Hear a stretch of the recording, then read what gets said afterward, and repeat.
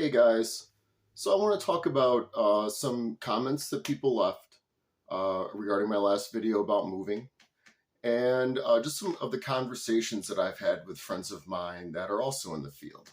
So if you missed my last video or you're not friends with me on Facebook, so I started working for Parks about 2 years ago, and this is after a pretty long career, almost 20 years in the human services field. I've been a social worker most of my professional career.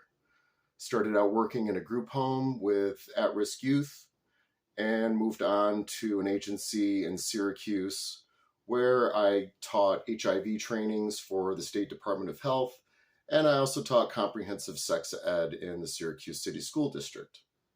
And so that is my background, and that's what I have a degree in. And so the more and more I got into my work with Parks, the more I realized that it's less stress, for one thing, but it's also more ideologically in tune with, I think, my own way of thinking. It's very progressive, and it's very obviously environmentally focused, and it's about systems change. And I'm a big proponent of systems change. And there's a lot of systems that people involve themselves with every day that need a lot of changing. And one of those that I spent time working on was the substance use counseling system.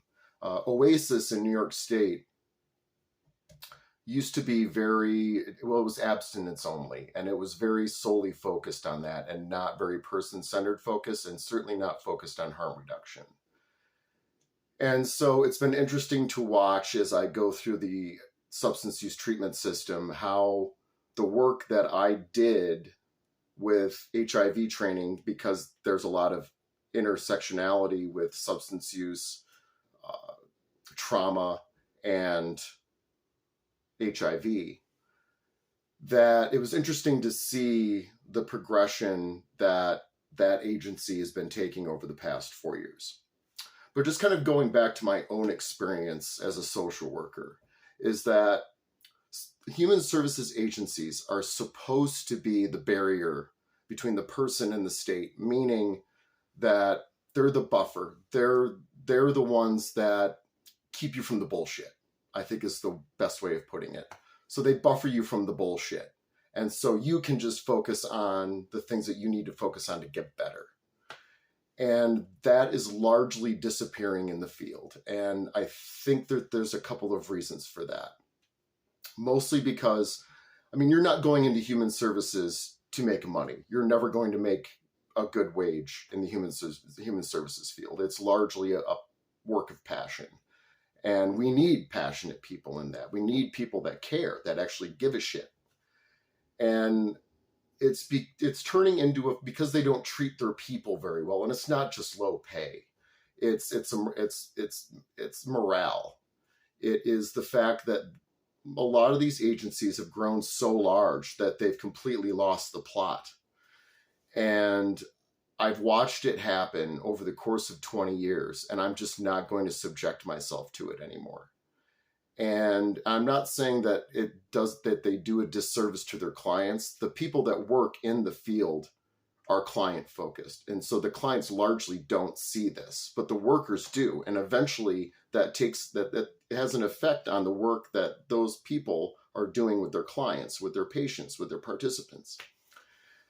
And just talking to my counselor, talking to other people that are still in the field, I realized that they're telling me, like, don't come back. Don't come back. You've done your work.